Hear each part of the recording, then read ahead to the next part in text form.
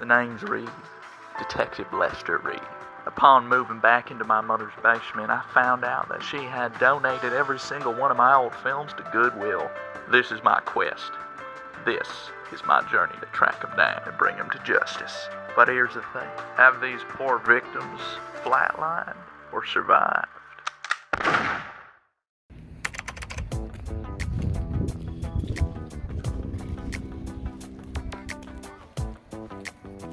Whoa. Hold up there, detective. What are you supposed to be? Officer Hotshot? Actually, it's Officer Tupper Ware. Well, that's clear. I'm new on the force. What's going on here? We got an escaped convict, result of that train derailment. We're setting up checkpoints with a radius of 6 miles. We're gonna need some help with the canvassing. Actually, I'm on my way down to that old English Jackson mansion. Some sort of a domestic disturbance. Yeah. And what would they need a homicide detective for? Look, what you got going on here really isn't any of my concern. A little above my pay grade, you know, FBI and all. You'll be fine. Get help from Agent Brick.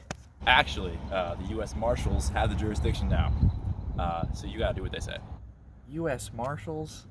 Look, Officer Tupper Ware, canvassing is a little below my pay grade, to be honest. But feel free. If there's a problem, take it up with Chief Crawford. Unless, of course, there was something else on that train. Something y'all were hauling that wasn't just some cheap old Blu-rays. What are you implying, detective? This town has been destroyed by addiction and substances, officer. Oh, I hear you're actually quite familiar with that medicine doctor. Why, you little... Public record, that is. So watch your step. This is Tupper. Where? Shit, that's close. Give me 5 minutes. We gotta hit on the convict. Wanna help us bring him in? Who's the fugitive? A daring escape. A cross-country manhunt. No one had seen anything like it. I have. All right, gentlemen, we're going to divide up and search every house, hospital, hotel, back road. Get out from here and face me! Kids, gonna have to shoot me! Hold it! Can't be caught! Turn around! You wanna kill him? Come on!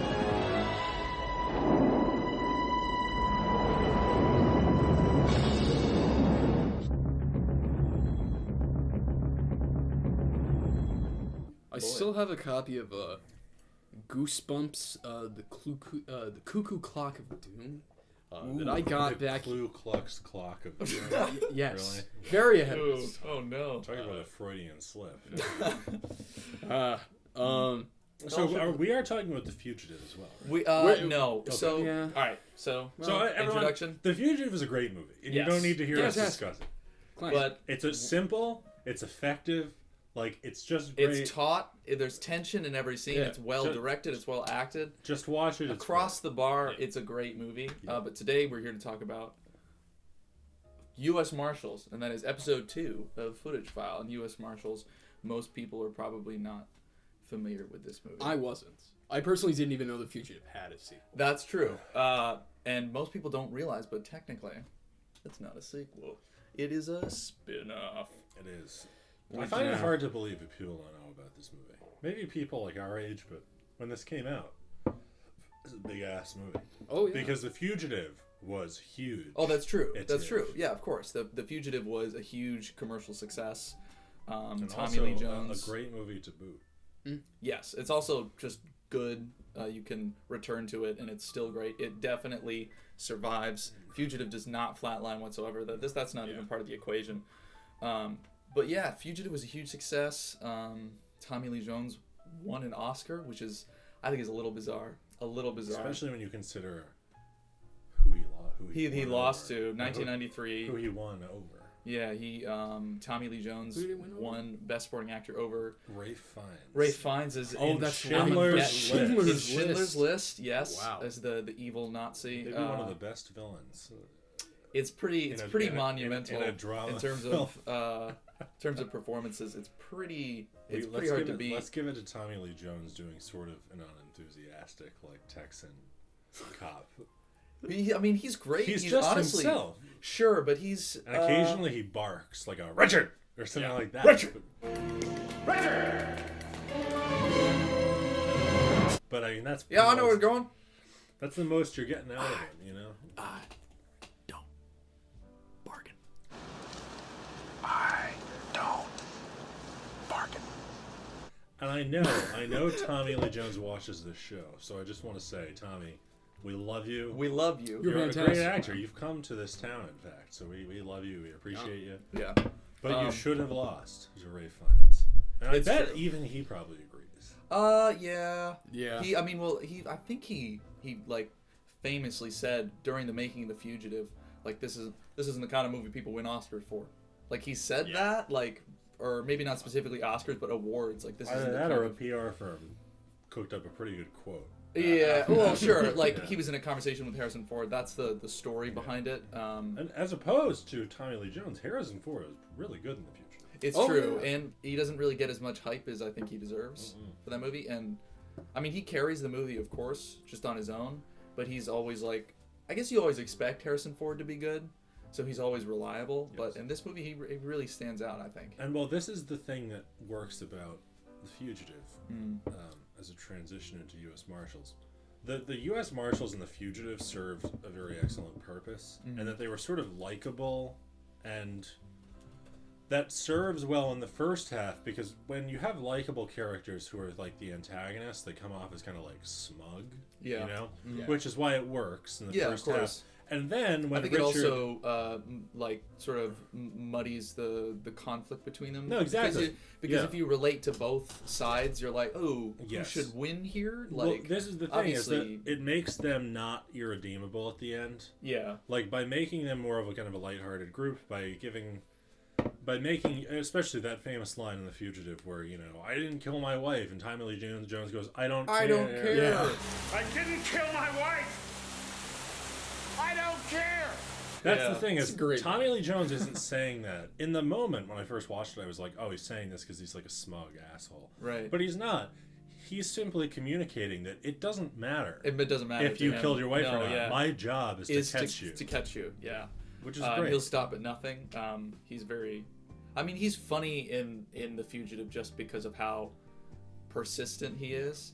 He's like, "There's no way anyone survived that fall." And he's like, "That'll make him easy to catch." Yeah, And it's exactly. like it's great. He's always It's got a great quick stuff. comeback. Yes. You know, he's always about, he's never going to stop. It's really entertaining in the first one, and I think in U.S. Marshals, you were saying this before, they took everything, all the wrong things that people. Yeah, I think that the people that made U.S. Marshals, who I'm going to assume are like the same producers and people behind The Fugitive.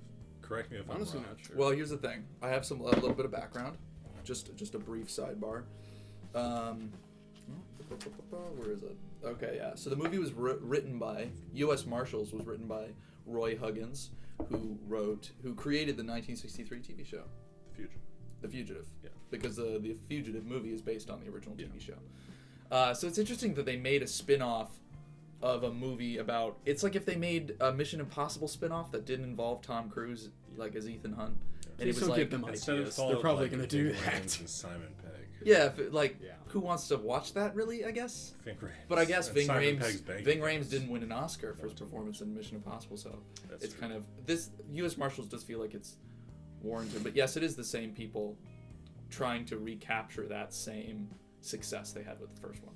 With almost the exact same beats. Like, Yeah, it's a little. it's pretty lazy. Yeah. Yeah. And Wesley, we love you, but you ain't no Harrison Ford. Oh yeah, Sorry, we haven't man. even gotten into the plot of this movie yet. The which is, first I half struggle remembering what is going on in it. Well, see, really. that's the thing. Is like the first half hour is incomprehensible. It's just so much is flying at you at once, and then the movie kind of like peters out, and Yeah. it's much more palatable, but it's less fun. The action sequences just get longer and longer. Yeah. I remember I was on my phone a lot for Yeah. the end of the movie. I just kind of checked out by the end. Admits to not watching the film. I watched most of the movie, but On camera. I was Most there. of- Present during the disturbing screening. footage captured. I have the exact opposite Do you really? than both of you. This is interesting. Not surprising. I I think that this movie is not great, and I think that it's kind of it loses a lot of steam as it goes along. Yeah. One of the things it's way too long. When I started this on HBO Now, I was like 2 hours and 11 minutes. Yeah, it's pretty. First off, I just knew from that I was like no, but I actually enjoyed this movie quite a bit because this is the second time I've seen it. I saw it a long time ago after I watched The Fugitive. You showed it to me in like 2010 or something like that. Yeah, and because I loved The Fugitive and I was hot off The Fugitive, and so I was really excited to watch it. And back then I was like, it's pretty good. And I watched it again now, and the first 45 minutes, I was like, this is pretty good. Yeah. I was like, it's well shot. All right. It's well directed. I like the chemistry of the team. I like where Tommy Lee Jones buys the barbecue shirt and has to wear it the rest of the like. I like. What is with that? The movie puts him in these ridiculous outfits for comedic relief. Well, yeah. The whole So time. originally, none of those were in the script in the sense that it started out. He was originally supposed to first appear as a priest. And then Really? the costume designer was like, wouldn't it be funny if we put him in a chicken? Yeah, he's in a chicken suit. That's the reveal. He pulls off the mask. I've always just loved that image of a chicken walking across the road and pulling out a gun.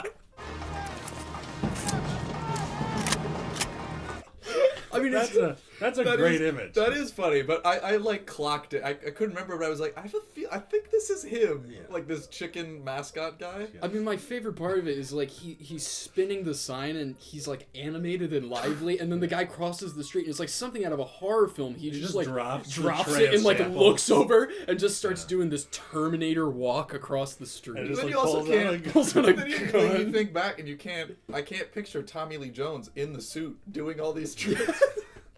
It's just bizarre. But he's not doing tricks. He's handing out samples. Oh yes, that's right. And he's going from free sample. Like you can hear his little Texas twang. For example, there's so much about this movie I can't remember. But let's break down the first 45 minutes and we can get. How much time do you have?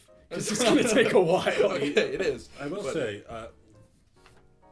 this suffers the fate that a lot of sequels do, and that they were like, okay, the first one but bigger. Yes. And the first one bigger. Yeah. That's one of the big problems is that can work in a lot of cases, for sequels. Gremlins, Mad Max Fury Road, Aliens. Yeah, just like the first one. Simple. Right. But just make it kind of more big and exciting. Plural, yeah. Yeah. But this one, the big problem for me was that, and you guys alluded to this a couple of minutes ago, it was everything made its point and then kind of kept going. Like the action sequences are so long. When they're in that cemetery, and they're there for like 3 hours. Yeah, it's so long. The plane. But getting crash, to the cemetery, the plane crash, which is in theory and also sort of in practice, like a great action scene. It is good. It goes on too long, and it just keeps going and it keeps going. And the plane crashes on the road. And you're like, okay, cool, it's gonna roll into the river now because I remembered it rolling into the river. Yep. But no, it hits. Like some things on the side of the road, and I was like, okay, then it keeps going, and it keeps going. You're like, when is it gonna roll into the river? And then it, like, oh my god, and then it goes off a cliff, and then it keeps going, and then it rolls, and the wing breaks, and it was just so much stuff. Yeah, it's this movie is a weird combination of like really lazy, and it seems like they really had passion behind making this movie because there's some pretty impressive sequences. Yeah. Considering, I mean, especially the plane sequence. There's later on when he like jumps onto the train, he like swings out, but that all looks pretty real. A lot of the stuff. They had to do that shot without a net. Really? Yeah, they could only do that shot one time. Oh my god. It took them. Correct me if I'm wrong. It took them 10 weeks of preparation. Holy shit. And it took them 8 hours to shoot, and it consumes 5 seconds of the film. See, I mean, that's incredible because that's what I remember from the movie. That's on the poster, but I love shit like that. And the movie, put that on the poster? It's on the poster. Wow. Yeah, it's like in the corner. Oh yeah, it is. It is right there. You can see. So the opening of the movie, let's just do like a little beat by beat comparison with The Fugitive here. The Fugitive starts and it's the murder of Richard Kimball's wife. Right? Starts it off. For a second, I thought you said U.S. Marshals, and I was like, What? Kimball's wife gets killed in this too. He gets killed again. He marries again. He marries again. This guy cannot catch a break. Yeah. The Fugitive has a simple, effective opening. Yeah. You know, it just establishes, you know, the conflict. And it's pretty motivation. clear. It's pretty sexy too, is that right? Yeah. The way it's shot is really, it's almost like something out of a true crime show. Oh yeah. Exactly. It is. It's one of those like MTV choppy, like half frame rated black and white. Yeah. Yeah, no, but I think in The Fugitive it's played more straight. It is, yeah. The music is very haunting. You get like, this is a serious thing. Like, someone innocent is being murdered. They're doing like that crime scene photography shtick, like the white flash and the black and white photos, getting closer. James Newton Howard did the music. Excellent score. Yeah. It's a memorable score. It's pretty good. That's right. Yeah.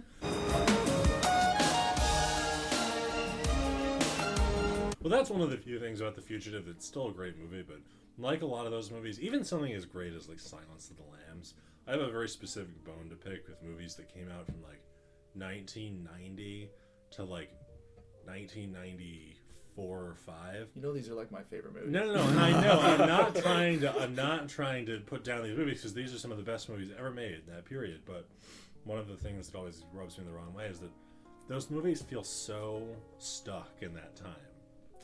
I love that. To the point where they almost feel like period pieces. The clothes, everyone wore those double-breasted suits. Yeah. In 1990 through 1994, before fashion got slimmer. Yeah. Everything looks so bulky all the time. Yeah. Everything is muted colors. It's so weird to me. And The Fugitive is a movie that definitely suffers from that. I love that. It's a wonderful vibe. No, it is. I just get all cozy in it, and I'm like, It's just strange to me, and I always notice it, and it rubs me the wrong way. It's an interesting era. It's like that, like In the Line of Fire is the same way, where it feels like it's like a play. Yeah. You know, it feels like it's like you're watching it's stuck in its own world. But so The Fugitive opens like that, and then the U.S. Marshals does the exact same thing in its opening when we see what we're supposed to believe is like the setup, but it's really not clear what's happening. It's like it's the same style where it's that like shaky, but it's like security camera footage of a murder in a parking garage. A murder in a parking garage. There's like someone. A deal goes awry. A deal. Like well, it's deal like goes wrong. A guy. Well, no, it's like a guy is like walking to his car, and then like he gets like jumped by some guy. Yeah, and so it's all played in security camera footage, and you're like, that's fine. But then sometimes the security camera like zooms in and changes angles, and you're like, what is like this is it like? Well, that makes sense though, because remember that John, who's the character's name? Something Roberts, Mark Roberts. Mark Roberts. Well, that's his Wesley pseudonym. Snipes. Yeah, who's played by Wesley Snipes. Oh, his real name is Mark Sheridan. He's a CIA agent. Yeah. You know?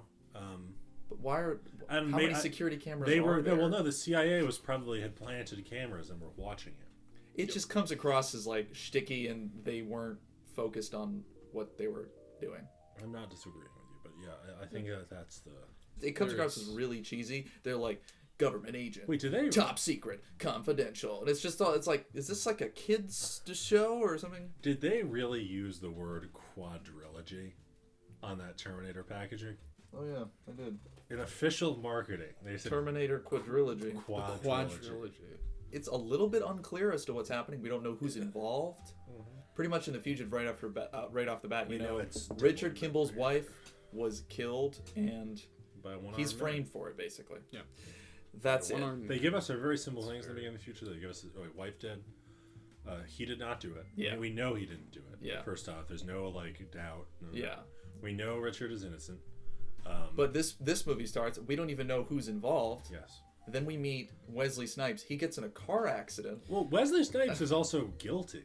He is. Yeah. He did do it. That's the thing. He did. And he it's didn't so do unrelatable. He didn't do it for like bad reasons. He did it like because he was self-defense or whatever. Because he's an agent. He's a government agent. He's spoilers. The feds operate. Turns out he's a government agent. It's very dumb.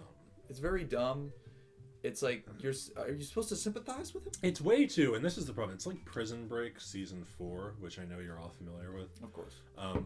Where you pass this point of relatability, The Fugitive works because I'm no vascular surgeon, folks. jokes. Oh, of course. But I understand Richard's plight, and I Yeah. think we've all sort of fantasized about like being on the run and like what we would do, and Yeah, like a morbid kind of how would curiosity. like hiding in like gas station bathrooms and stuff. Yeah, and you're like, like, would you be smart enough to pull this kind exactly, of and I yeah. think it's sort of a living, you know, we live kind of vicariously through Richard Kimball, and Mm-hmm. he's a very relatable character because he's just a guy, you know. He's just a guy. He's just a dude. He's not He's an a action rich, man. He's rich a white doctor. man. He's just like a guy. Yeah, he's like everyone. And this is the other thing: is Richard never, ever pulls off some like crazy. The dam jump is dam jump. perfect. Yeah. because it shows that doesn't take any skill to do that. No. it takes guts. Yes. to do it, and it takes guts. It's like, what is this guy gonna do? that he's willing to lose everything to Yeah. prove himself. Yep. That he's innocent, just like Gerard is willing to do anything to catch him.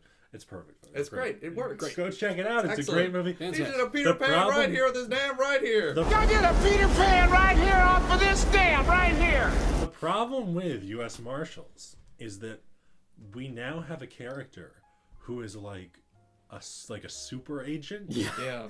And it's like, we don't find this out till later, but in the beginning, He's like camouflaging himself in the swamp. And Yeah. he's like, Yeah. And you're like, what on earth? and it might be Is this guy it- John Rambo? You know, it might have worked if Like- if there was like little clues along the way where you think he's innocent. They set up he's like got a girlfriend, but it all just, a girlfriend who, I made a note of this. Okay. A girlfriend who calls for universal health care in the opening scene. Does she really? That she's introduced. She's at the hospital because remember, Wesley Snipes gets found out when he crashes the tow truck. Yeah, he gets and in a he's in car the accident in hospital. the beginning. That's technically, we'd call that the inciting Yep. incident. And the police find a handgun and they match the prints on the handgun to a murder in New York a few years back. Yeah. When she goes to the hospital to check him out, she's like filling out the bills and she's paying the nurse, and she goes, with all the taxis, she's like Russian. She's like, with all the taxes in the U.S., you'd think that your health care would be free. I do remember this. I do And the remember nurse, this. And the nurse is like, you got my vote, honey. Oh, God. But you It's- still owe me $6. Things like this kind of feel like maybe it was like a last minute thing. They're like, we need to make this movie more relatable. Throw in just some political In time stuff. for the 2016 election. Yeah. That scene when he in the Can we talk about the guy who hits Wesley Snipes? Oh my God, the car accident This is is so the man funny. who just shows up for one shot and is He's by like- far the most interesting character in the movie. He's like Talking on his phone. Talking on his phone. He's like Cary Grant. He's like, "Hello, Diane." He's like, "I need to have time to get back to the end." He's like a 40s radio announcer. It's so funny. So Wesley Snipes is taken in. They find his prints, and the detective's like, "You're the guy that killed those two dudes in the parking lot." And then Wesley and you're Snipes is like, man, "Oh." I've never been to New York. been there. you know? Yeah, And then yeah, they yeah. just arrest him anyway. And it's like, I'm sorry, but that's not how... Yeah, That's not how it goes. That's not how police interrogation works, okay? And then he like breaks the dude's glasses. One of the Yes. detective's glasses. He's able to steal like the end of the What they call the arm. the arm. Or no, excuse me. This is called the temple. The temple. Yeah. Okay. Oh, it's either the arm or the temple, folks. So one of them. comment below and It's one tell of me that I'm an idiot. Which I am. So he steals that and he keeps that with him, and then there's a totally unnecessary scene where that detective goes home and he like gets into bed and he's like, "Huh, like one of the arms on my glasses are gone," but he's like, Well, you know what Oh, they well. could have done And then is he if just- they hadn't shown what's his face. If they hadn't shown Wesley Shown him Snipes stealing breaking it off. "Yeah," and then the Yeah. It would have been a clever little, because you could have sold it as like, okay, Wesley Snipes, he grabs the glasses off the table, but then he like drops them when he gets pulled away, and Yeah, you're yeah, like, yeah. oh, like he was gonna try and grab the glasses for some reason, but we Right. couldn't get him. Yeah. And then when he's on the airplane, you cut to the guy in his house and he puts the things up, and he's like, oh, what? And then you're like, oh, yeah. he So got it. Wesley Snipes is put on this airplane, and Where we get our first, I think, well done little allusion to the fact that something is not quite right. There's a good little thing here where there's this guy on the airplane who asks to use the bathroom, yes. and he pulls like the gun thing out of the toilet paper tube. Oh yeah, and it's very, very similar to The Fugitive. Yeah.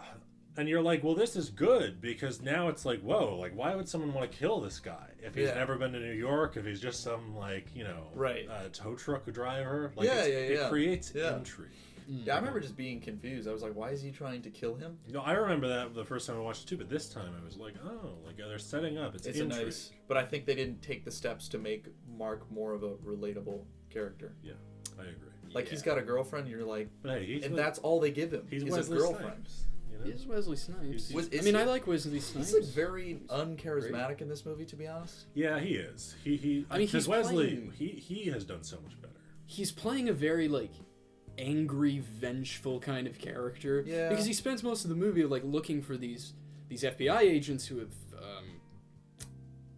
I forget what exactly happened to. It's pretty. I don't know what they did. A touch. He's set up. I wanted a little more like panache from Yeah. Wesley Yeah. Snipes because we know, Wesley, trust me, we know you can deliver it. Yeah. Okay. I think in terms of relatability, like when he does these crazy stunts, it's not like he's like afraid before he does them. Yeah. He does them, and you're like, oh, that's a cool stunt. Yeah. But it's not like you're like, oh God, could I do that? It's more like he just does them because he knows he can do them. It's very different than. I also Richard never Kimball. got the sense that he was terribly like concerned about people coming to like get him. It always yeah. felt like he was kind of like one step ahead, which Yeah. in The Fugitive, Dr. Richard Kimball is kind of like ahead of the cops, but only by kind of like the seat of his pants. Yeah, It's a yeah. little bit of luck that kind of gets him away each Exactly. time. Yeah. That's But a with good Wesley point. Snipes, he's got like, I mean, he's He's leaving like, his. he's too smart. He's too capable. Well, you say he's smart, but he leaves all of his surveillance equipment out in his apartment for the cops to find. Does he really? A nice little Yeah. detail, speaking of his apartment, that I noticed. I remember so little. Do you remember in The Fugitive when Richard Kimball rents that apartment? Mm. He walks in and the landlady is like, "You like place?" And It's good for you? he's like, "It's perfect." Yeah. Wesley Snipes does the exact same thing when he rents that apartment Does he really? at the UN. The landlord is like, Oh. "Oh, is this good place good?" And Wesley Snipes goes, "It's perfect." And they're Oh, like, okay. "Oh." You're like, I remember The Fugitive. I remember a better movie. You said that they mentioned Kimball somewhere I in this thought movie. they did. You told me that there was an airport named after him in the movie, and that's the only mention of Kimball in the movie. And I waited for it the whole movie, and I couldn't find it. Sounds. I don't recall saying that. I'm sure I did at some point, but That like there's a scene where they're in an airport. I I'm think like, look out! This airport's called there like, is- Kimball International. there is some sort of Richard Kimball illusion in it. Somewhere I don't know what it is though. I think it might be on a TV somewhere. Where like, they're Okay. talking to Samuel Gerard, and he's like, "Oh, the Richard Kimball man." So Oh, not a this- Kimbologist. It's- I don't know. Oh, there you go. I think a lot of the performances in this movie are better than I give them credit for. I was judging them superficially just due to the script, Yeah. but I realized like the one performance that I'm still kind of like, I don't know if I really like this, and it's not drugged out Robert Downey Jr. Oh, we haven't but got to that. it's Tommy Lee Jones. Tommy Lee Jones. Tommy Lee Jones feels like he's playing an entirely different character in He this movie. does. Yeah. It seems kind of bored.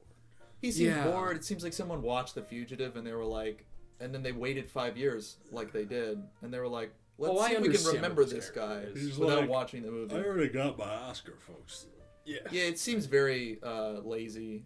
It seems like they boiled the character down to like his like it's You essential. gotta remember though, all those cowboy hats aren't gonna pay for themselves. It's true. Very true. It's true.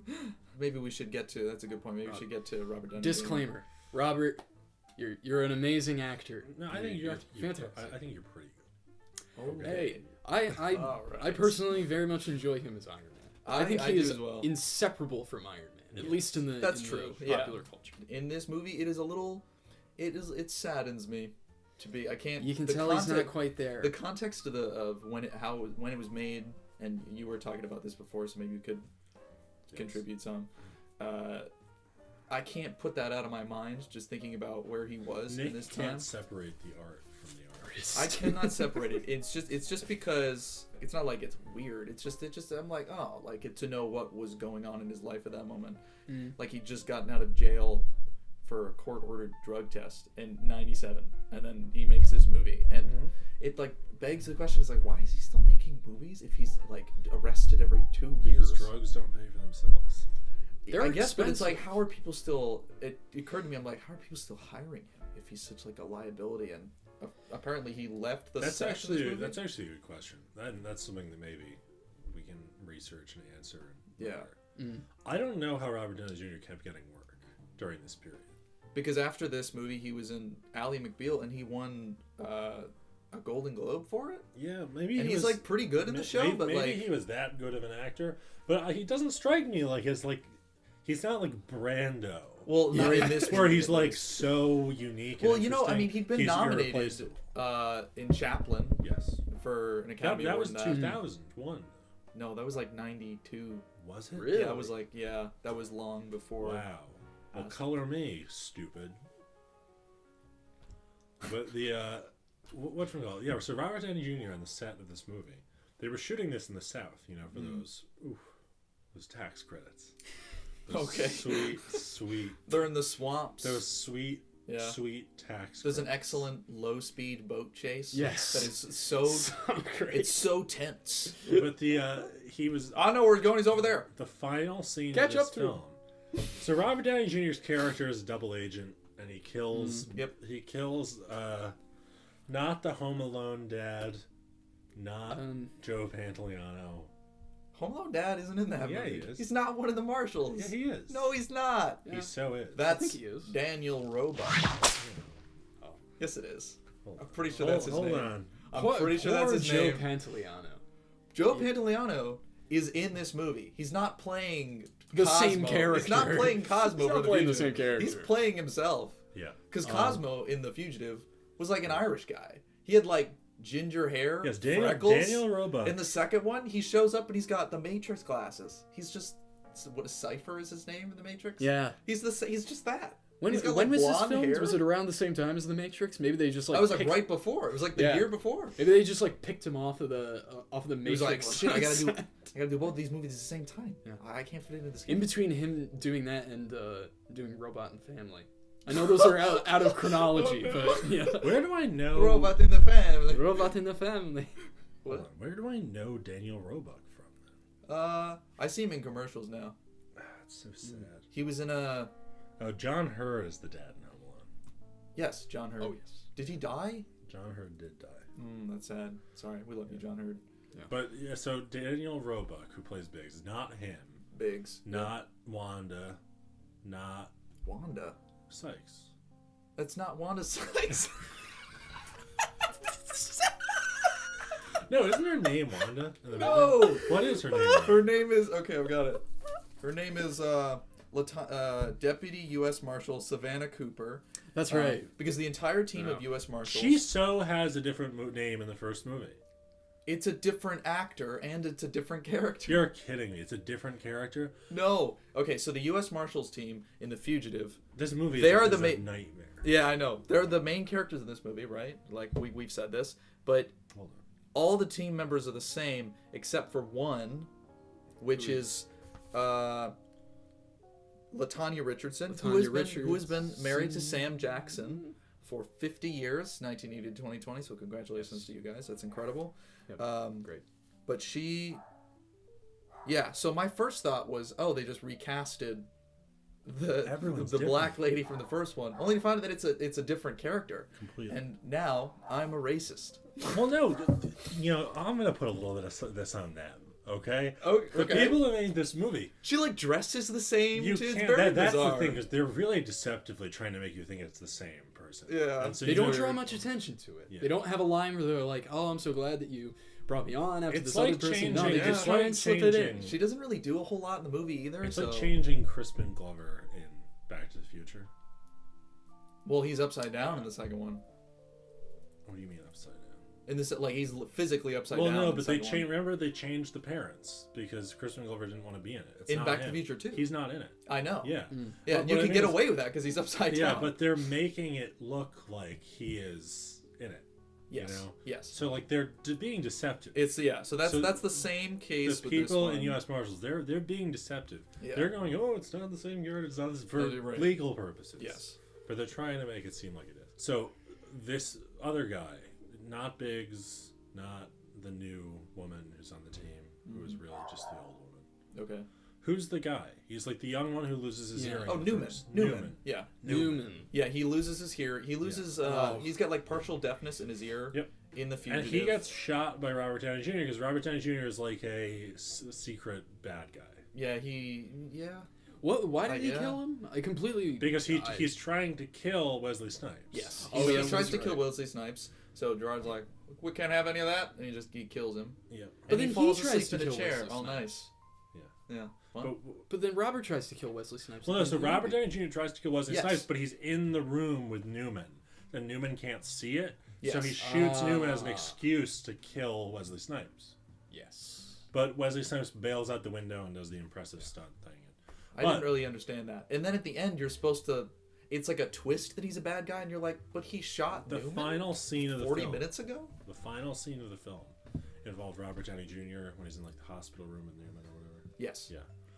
Oddly No, intense Newman is dead by that No. point. But what I'm saying is Newman is not the final scene chronologically in the film, but when they were shooting it. The last scene. Okay, they the had last to scene do. that they filmed. The last scene that they had to film was Robert Downey Jr. in the hospital room with Newman and Gerard. You know? Like most of the teams there, I think. But Right. they could not find Robert Downey Jr. for weeks. Yeah. He just disappeared into like the underground drug world Into the swamps. of the southeastern United States. Just Yeah. disappeared. And they couldn't find him, and everyone was growing more and more peeved because they were running out of stuff to shoot, and they were just all like waiting for him to come back so they could do the final scene of the movie. Finally, after like 2 or 3 weeks, Robert Downey Jr. reemerges, shows up, does the scene, and everyone's expecting like a big apology. Robert Downey Jr. is just like, "Fuck you all," and he leaves. That The scene. context of really- him does cloud the movie for me. I mean, his character's bad. He's pretty. The performance is kind of like, it's very passive. Yeah. For a lot of it, and I guess that's kind of like. It's like you the forget that he's point. there, and I'm like, oh, Yeah. that's right. Downey's in this. There was a point where I think I turned over to you, and I'm like, I forgot he was in this movie. Yeah. Yeah. Yeah. And then there's that last scene where like Robert just like, whoa, it's intense and it's a little weird because most of the violence in the movie is not really treated in that kind of way. It's almost like he's torturing the guy. You mean in the hospital? In the hospital, it's Yeah. like he's torturing him, and I'm like, it's a little too dark. You're like, for the tone that you're like, trying to go yeah, for. You're like, how evil is this guy? I thought he was just doing this for like personal Yeah. gain or whatever. Like it's just very. I even unclear to got me. the semblance as like it's like Tommy Lee Jones in The Fugitive, where it's like it's just my job. Yeah, I got to do this. Yeah. But then But he kind seems of like he likes it. It's very strange. Well, there is that motivation of like, yes, Wesley Snipes killed His agent friends. his agent friends. So it's like revenge. This movie is just, I think, in general, just very muddy. You know, And not just the swamps. and not just the Not just swamps. the swamps. But I think just like there's like 12 different government agencies. Like there's like Army Recon. Like there's obviously the U.S. Marshals, and then they bring in. I don't even know what Downey is. He's He's FBI. CIA. He's FBI.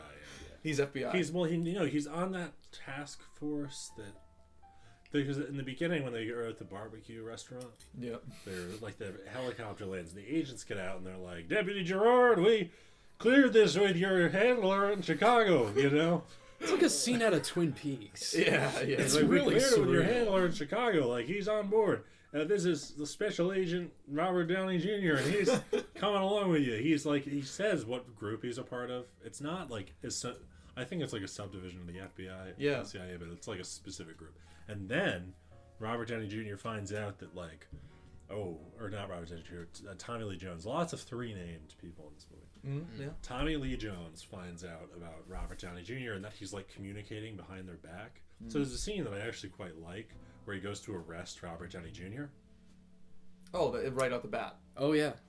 That is an interesting. We should talk about this. He goes to arrest Robert Downey He goes to Jr. arrest him, and you can't tell if he's serious. Well, this is the thing that I like about it is Yeah. that he goes to arrest him, and I think he's just doing it as like a power move. Yeah, To he's get- just like playing with him. Yeah, to mess with him. And then Robert Downey Jr. is like, "What are you doing?" And he throws his cell phone in the water, and he has his cuffs on, and he's like, "Oh, you're obstructing an investigation." Obstructing a U.S. Marshals And investigation. then we have this great moment where he's like, he's Robert Downey Jr. is like, "Take me out of these cuffs," and Tommy Lee Jones is like, "Do it yourself," you know. And then he takes Joe Pantoliano's glasses, and he does the thing where the way that the exact way Wesley Snipes got out. Wesley Snipes got out. And then some cop is like, "Oh, like, are we sure he got out? You know, are we sure that he got out of the plane? That he didn't die?" And Tommy Lee Jones watches him pick the handcuffs with the temple of the glasses, and he goes like, "Now we're sure." And he's using it as a means to show that, like... Yeah, but it's he puts him in the cuffs just as a power move, but, like, did they know that Mark Roberts used the glasses to do that? Also, how did Robert Downey Jr. know that was the exact method that he used to pick glasses? Well, because that's the way... Or is it just that's the way they train them. That's the way that they train them. And they all are trained in the same... Okay. Like, Wesley Snipes, you have to remember, Snipes and Robert Downey Jr. Are members of, like, the same task force. So they learned the same stuff. Okay. So since he sees that Robert Downey Jr. used glasses to get out of the handcuffs, he knows now that's how he got out of the handcuffs. Oh, okay, that's a little interesting. It just struck me. I was just very confused. Yes. Because he arrests him, and I'm like, oh my god, he's really arresting him, and it like seems it's played so straight. And then everyone starts laughing. Yeah. Like, oh, these guys have some messed and up Joey sense of Pants is like, very funny. He broke my fucking glasses. Yes, they get their F-bomb. Joe Pantoliano loves his clothes. He does. He loves fashion. He looks so goofy in this movie. He's wearing one of those Tony Soprano shirts. Yeah. Everyone's got the little black Matrix glasses in this movie. Everyone wears them. Downey's got like a Karen haircut. This is before the Matrix too. So Yeah, this is ahead way of its before. time. the Wachowski siblings, U.S. Marshals lawyers are coming for you. The Wachowskis were still watching anime in order to figure out how to finish the Matrix. Yeah. And they already knew. After this movie, of course. I want to talk about my favorite actor in the movie. Okay. And it's not any of the main cast. It's not any of the supporting cast. It is a single extra in a single scene. And it's an extra from the plane crash scene. Oh, good. You want to talk about an actor who goes there, Oh my who God, just dude fucking goes for it? There is one shot, and it lasts less than a fucking Maybe second. like 15 frames. 15 frames, but it's just this dude who is screaming as hard as he possibly can, and his head is shaking. It's incredible. It's the greatest performance from an extra I've ever seen. We are going down by the head. We have lost 2 engines, and he's like, Yeah, and it's the contrast. This is something I Yeah. was just saying. okay. What? Okay, so aside from, and again, I'm not putting on my Neil deGrasse Tyson cap to be like, well, actually, a plane would be able to fly without a pressurized cap. What I'm saying is that the pen bullet blows a hole in the window, which proceeds. But this was like movie logic. Then the rest of the window, the rest whole of the whole side of the plane rips open like a can being opened. Yeah. But this is the other thing, is that for some reason that I cannot ascertain at all, the cabin has lost pressure, which is something that, you know, if you've flown on a plane, happens once in a great while. Yeah. And when it does, even if there's a huge hole in the side of the plane, the cabin loses pressure, and the little oxygen masks drop down. And you put it on. Make sure you secure yours before Yours before your child. child. Yeah, right? Don't forget that. folks. Ensure that you do that. But the problem is when the hole gets blown open on the side of the thing, for some reason, like, the plane starts to crash, like the engine starts to fail. No, it's like I think the engine gets blown out once the thing opens. No, but you can fly a plane on one engine, so they have the other one. Yep. I mean, this has been done. And the pilot sounds so calm. No, the pilots. Well, this is the thing: is that the pilots, like, why are they crashing? Yeah. Like, it doesn't make any sense. Why do they because have to land? because they have to crash because he has to escape. Yeah. Well, ultimately, that's the problem. Right. If they had made some sort of thing where, like, okay, they're gonna crash, like the government agency, it was like sabotage the plane or whatever. You know, I'd be more okay with that. Yeah. But for some reason, this plane, you know, the cabin depressurizes, and then it just like everything stops working. It just shuts down. It's very weird. It is weird. Yeah. There's also the magnetic or the electronic locks on the feet, which I think is a neat concept. But it's also strangely futuristic for a movie that's like largely taking place in reality. Yeah, that feels so locked in the 90s. Well, and there's the part where they're trying to get them out of the things, you know, because after the plane crashes, the the electromagnetic locks they won't open. I really don't remember this. Yeah, at so all. they have to go and they have to drive to the town over and they have to dig beneath the town's water tower and they have to ask the Oh, alien. fuck you. They have to ask the. I was. You had me in the first half. Not gonna lie.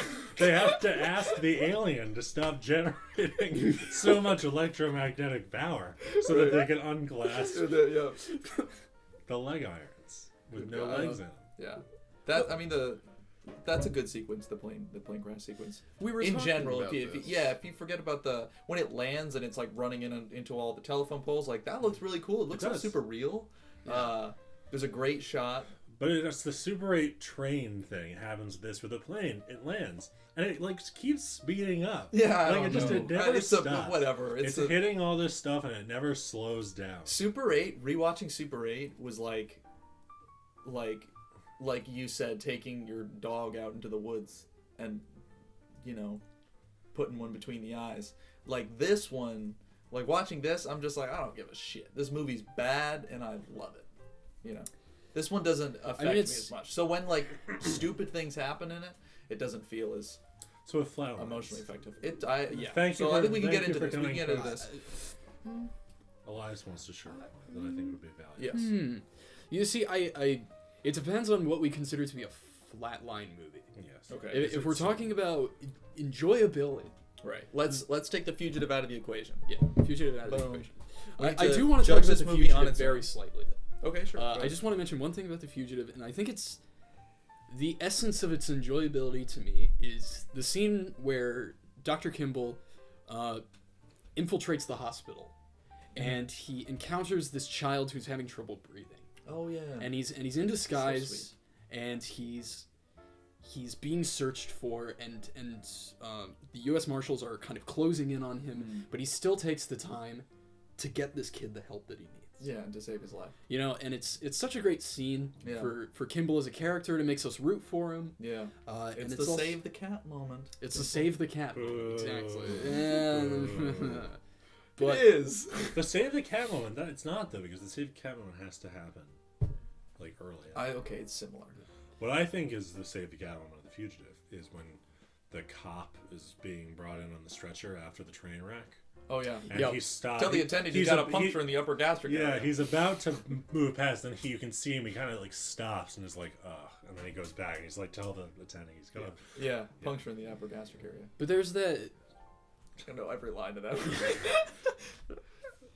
But no, you're so right. It's so such sweet. great dialogue. It's really it's a really tender moment. It's like, oh. Yeah, there's something very human about The Fugitive. Yeah. And it's weird because What oddly isn't enough, human? about a movie about a criminal, it's oddly human. Yeah. And What isn't human about being forced to buy a barbecue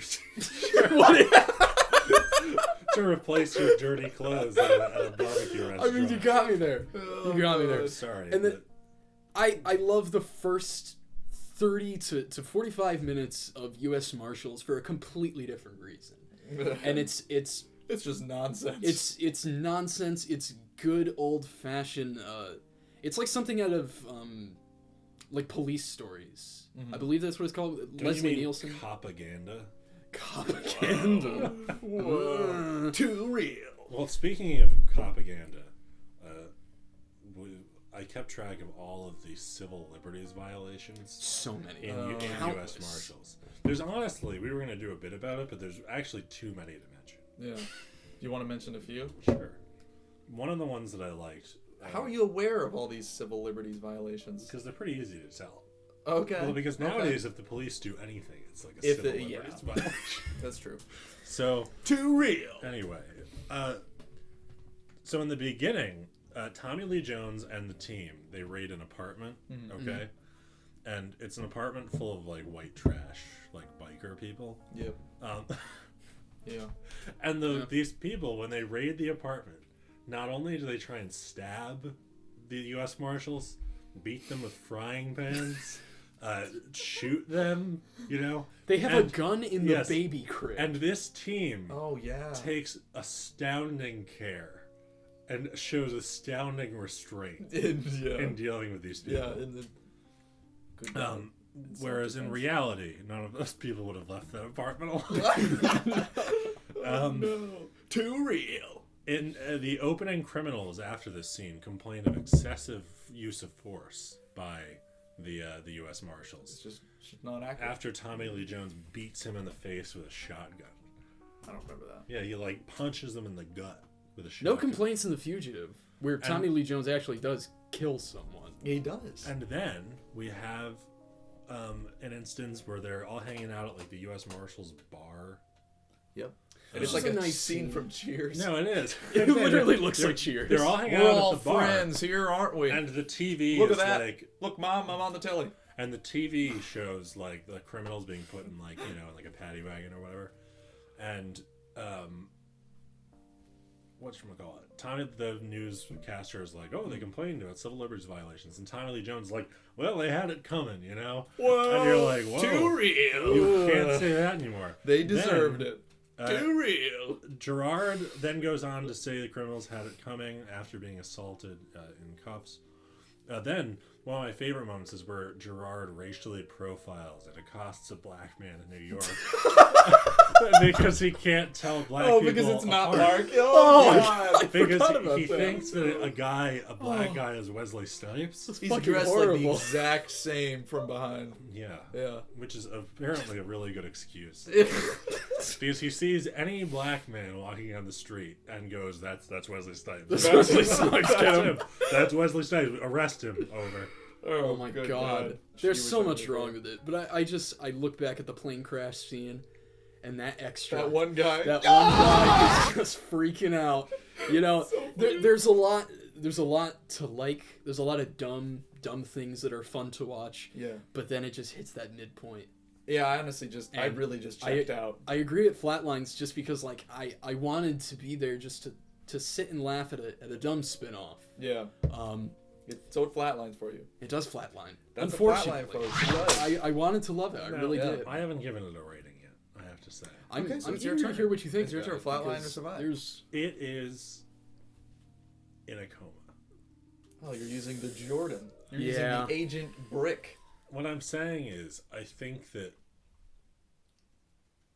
I enjoyed more of this movie. I dislike more of it than I enjoy. But I actually enjoy some of this movie. Okay. And that I think it's sort of funny. It gave me a lot of things I really like. It gave me the image of a chicken Great. a gun, which is just like the most sublime image in this whole movie. It's so funny. I liked the first 45 minutes. Like I said, I think Robert Downey Jr. is fun in it. I think some of the stunts are cool. This for me it's a lot better than Super 8. For me. Okay. Yeah. But I agree. Yeah. I agree it's better than Super 8. But sure. I'm not going to call this movie dead. Okay. I'm going to say it is in a coma, and its family should probably figure it out. What it's going to do. Leave it up to them. Yeah. But I don't feel comfortable putting this movie Dump in them the on your... grave. Okay. So now it's my turn. I guess I get the deciding vote. This is actually the deciding vote. So I just want to say one thing. In this movie's first weekend at the box office, it was beat by Titanic, folks, which had been in theaters for the biggest 4 movie months. ever. So that's the only evidence you really need to know that this movie definitely flatlines. Yeah. Revisiting this, I really didn't care about a lot of it. It's funny, but it's not funny in the right ways. It's funny in the, like, this is bad. And the chicken thing is what comes to mind. The chicken thing happens like 5 minutes in, and I was like, I can't do this. This is too much for me. I cannot take any of this movie seriously. It's fun. It's fun. Some of it's fun. Like, the low speed boat chase is actually really enjoyable. Just because when he's in the swamps and he's running, he's like climbing around the trees. Like, this is all fun, but it really does run out of steam. And then there's like 2 hours after that, where I really just didn't give a shit about what's going on. After 11 minutes, it runs. After 11 minutes, the last 2 hours. You know what's funny? Even the credits. I just remembered that there was like a 15-minute action sequence with a Chinese foreign agent shooting a fully automatic rifle. Yes. In a church. In a church. In a church in the graveyard. It's not good. It's not It's good. not good. I completely forgot about that. Remember that. And for somehow, due to some time manipulation, that scene lasts like 3 hours. 3 hours. In a movie It's so that is long. 2 hours and 11 There's like a funeral procession shows up, but to get to the cemetery, there's like a slow speed in Manhattan chase where they keep getting stuck at like traffic lights. Yes. It's Which in and of so itself is long, kind of and it's reminiscent so- of the scene from The Fugitive, where Kimball's like hiding out amongst the parade. Oh, It's yeah. like Oh, it's okay. kind of very similar to that. I was really hoping that But whole very funeral similar. sequence was they accidentally racially profile that guy and they follow him thinking that it's Wesley Snipes, and I thought it would be funny. But if, he's like, actually working. He's actually a bad guy. apparently Yeah. Is he like the diversion? Maybe I think that's maybe the they chose intention. him as like a double. Yeah. But they follow him, and I thought that they were going to follow him because they follow him to like the funeral or whatever, don't they? Yeah. They follow him to the funeral, and I was really hoping it was going to be like a Johnny English situation, where they follow him thinking it's Wesley Snipes, and they follow him to a funeral, and they think that like the funeral has like something to that do would've with been Wesley great. Snipes, Oh. but it's all just like a horrible misunderstanding, and they all like pull out their guns at the funeral.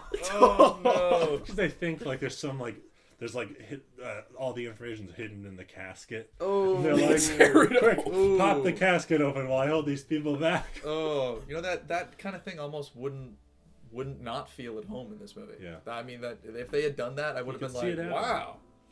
Might be a little bit too far, but I mean, it's up there with Chicken Suit and Chicken Suit. Tommy Lee Jones getting that barbecue T-shirt. It's a great T-shirt. I'd honestly want to buy it. I would buy that in a heartbeat. If I could Those at find you on it. the internet. I know you guys love making T-shirts. Hold on a second. All right. Recreate this T-shirt. What are you doing? I'm searching for the shirt. It's a for the great shirt. But yes, that flatlines for me. So that's 2/3 majority. So unfortunately, we have to put this movie to rest. Giving it the death sentence. I have given it the death sentence. Goodbye, U.S. Marshals, because I haven't thought about you in 10 years until now. If you want a good Joe Pantoliano performance, you're gonna have to go watch Robot in the Family. You really are gonna, sorry. I'm gonna have to watch a Robot in the Family. Can't Yeah. You can't find the shirt? I'm looking for it. The shirt's not available. We'll post it on the screen if it is. Yes. Cut to the chase.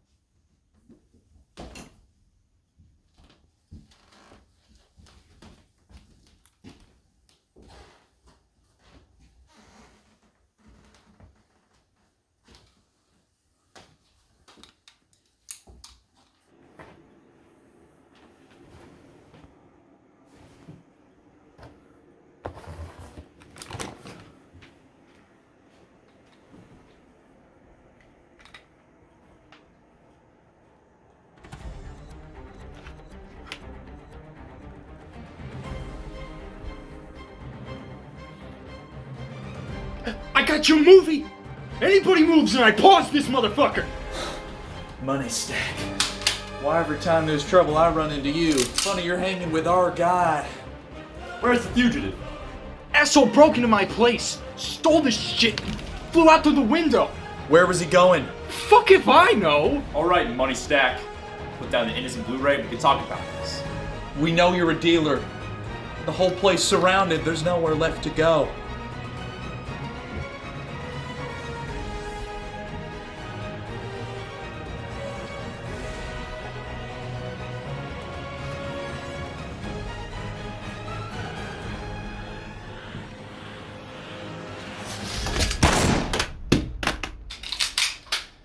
Officer Tupperware, you arrest Money Stack, take him in for questioning. I gotta get to the mansion.